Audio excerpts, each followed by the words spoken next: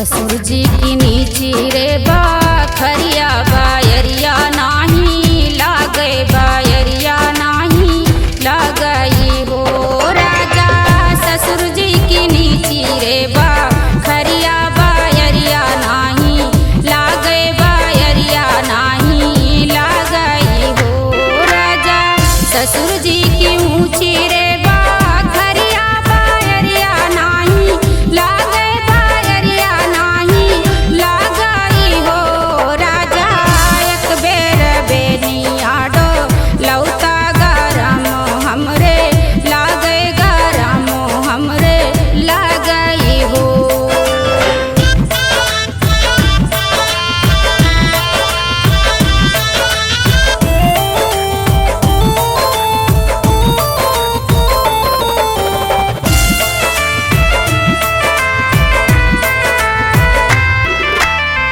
अंगने में सोई हमारी माई बहिन दर वाजे बहिन दर वाजे हो धान चुरुर मुरुर जनिया बोलै शरम हमरे लागै शरम हमरे लागै हो धान चुरुर मुरुर जनिया बोलै शरम हमरे लागै शरम हमरे लागयो।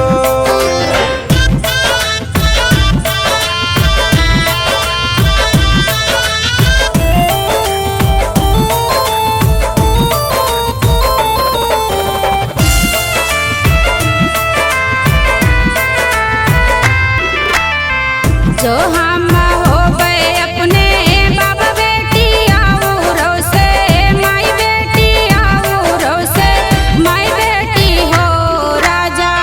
घरवा माए सी लगवई बैठाई नाही देबै बैठाई नाही देबै हो राजा। घरवा माए सी लगवई बैठाई नाही देबै बैठाई ना